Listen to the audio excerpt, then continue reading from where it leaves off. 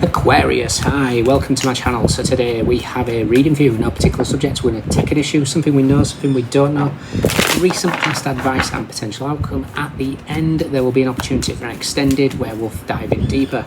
You can watch this for Aquarius, Sun, Moon, Rising, Venus, Mars, Mercury, North Node or Vertex, or if any of those planets are currently transiting your 11th house. This could be for you. Thank you, however you support the channel, very much appreciated. Cross watches, you're more than welcome. Message mail will be for you. All information is in the description box below.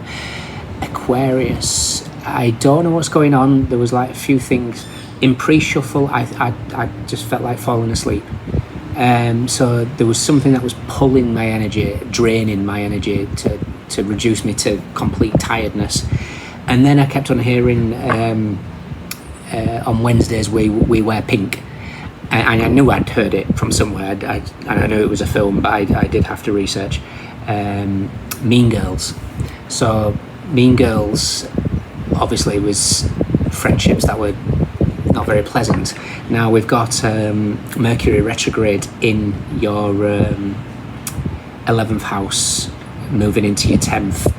So this could be a lot of past friendships, siblings, you know, maybe that you don't speak to normally, old bosses, old energies to do with either leadership or career aspects, recontacting you. I think your tell is going to be tiredness, whether this is somebody you let back in or whether this is something that's like, no. So if it drains you, listen, because that was, like I said, I was just yawning and for no rhyme or reason. So that's your Mercury retrograde warning. Yeah, look at that, Christ. Venus in your sign, Aquarius, with the Factory of Swords. This is painful. We don't want that. And Uranus, you guys rule Uranus. Venus rules Taurus. That's also moved back into Taurus, Uranus, and that's your 4th house. So this is your family, the home. It's the roots. It could be getting a bit tired as well, as you know, recognizing you're probably the one in the entire family line that's having to do a lot of ancestral work, and especially the last 7 years with Uranus being in there. You're at the last 6 months of it. Just power through. You got this. Let's do one more. Oh, really want it to come out. Okay, the 3 of Swords. So that this feels like it's painful. What do we know? Definitely. What don't we know? Okay. Recent past.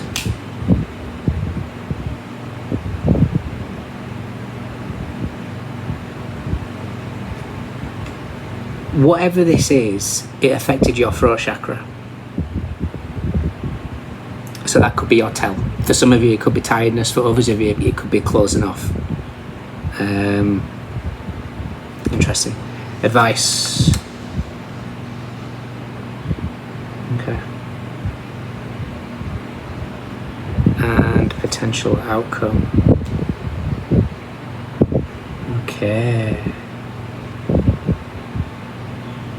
What a very interesting spread. We have the 8 of Swords, Jupiter in Gemini, 7 of Pentacles, Knight of Pentacles, 2 of Cups, 10 of Cups, 10 of Swords, the Emperor and the World, and Temperance. There's a birthing of a new masculine. This could be a realization. I think you know you've changed, but there's just complete recognition now that you've changed. So we've got the 3 of Swords. What we're aware of is the 9 of Swords. You couldn't get any 2 worse cards out. Something is keeping you uncomfortable. This, whatever this is, affects your nervous system. Because I'm seeing it in a different deck, the unknown, the wild unknown, and it looks like just wires coming out on this eyeball. So it's affecting your nervous system, the electrical system. What we're not aware of is the 6 of Pentacles. The 6 of Pentacles is, there's a balancing of the scales coming out here. This is possibly to show you how far you've come, or to just wrap up anything that needs wrapping up.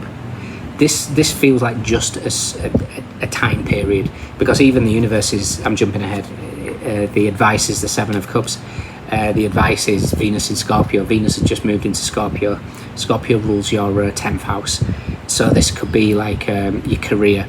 This could be, it feels like Mercury retrograde. Don't take everything at face value. Don't take it. If somebody's promising the world, take it with a pinch of salt, because I almost feel like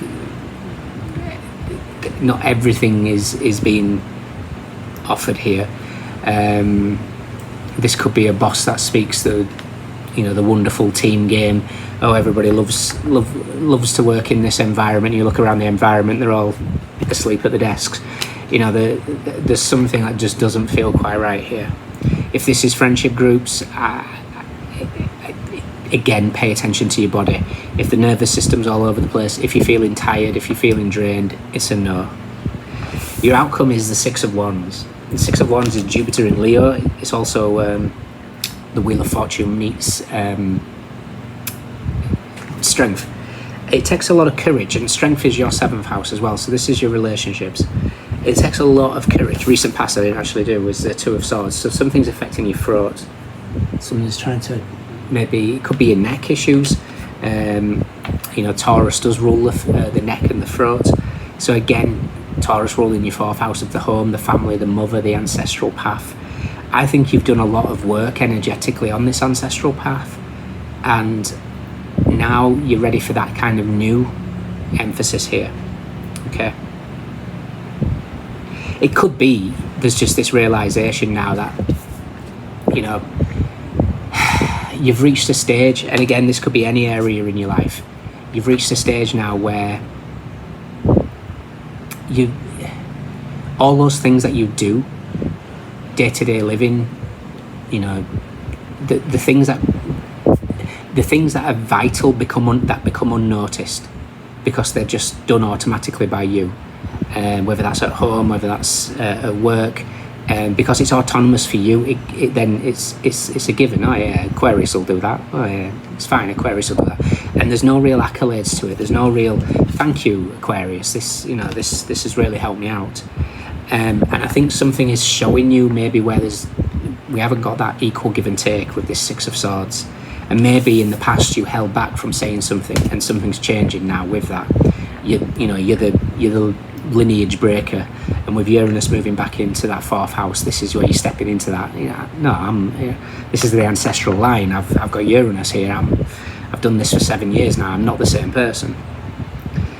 It's also a little nod here with the Seven of Cups with Venus in Scorpio. It's Venus and Pluto essentially, and it's kind of with Pluto being in your sign as well. You might be getting this indication. You could argue. I'd probably lean towards agreeing with you here if you did argue this case, that Pluto represents love just as much as Venus does. Venus represents, it brings the heart opening and the closeness, but it can be superficial to a certain extent. It's all about the sensuality, the looks, the value, the feel. Whereas Pluto in its full positive expression is deep intimacy, vulnerability between two people, fully naked, basically, stripped bare to the bones of, this is who I am, this is my soul, can you take it? And you might find there's a lot of energies around you that can't take that. But this feels like this big emphasis here of people coming back, possible old jobs promising the world, take it with a pinch of salt. But something's changed you, and I don't know what that is. It could just be a life event, could be a successful contract, it could be new birth in the family, it could be heartbreak and pain and loss. Let's face it, life is a cycle. But whatever has happened these last few years for you has redefined you, not the same person. And in doing so now, this throat chakra feels very, very alive. Okay. I'm going to look for the Five of Swords, because I know the Nine of Swords is here, but I want the 2 and the 3 together, with it showing at the beginning as well. Feels like it's very important, because again, it's Venus in Aquarius, where you guys meet the Empress. Interesting. Check out Death while we're at it as well, for Pluto.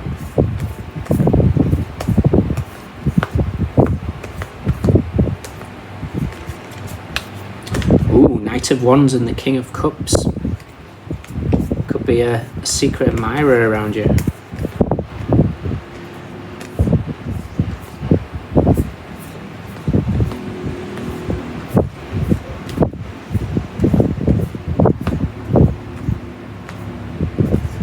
Yeah, it feels like somebody's coming back here. Eight of Wands is Mercury in Sagittarius, where we currently are in retrograde. Knight of Swords, somebody's coming in quick. Clouds are dispersing, seeing something. Queen of Wands is somebody very, very confident. Could be an Aries, doesn't have to be. 2 parts Aries, 1 part Shadow Pisces. Aries rules your 3rd house, so this could be siblings, definitely, especially with all that emphasis of Sagittarius ruling in your 11th.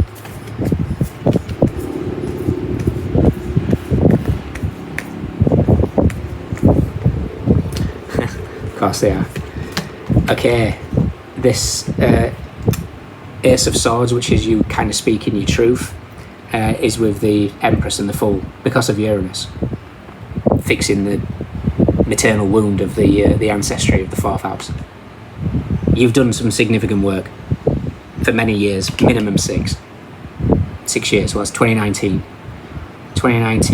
Uranus went into your 4th house in 2018. So it's a long journey of battling the maternal ancestral line. The witch wound, the remaining silent and hidden wound, the can't speak up wound. Big energies.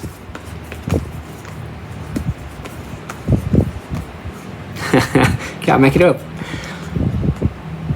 Uranus in Taurus.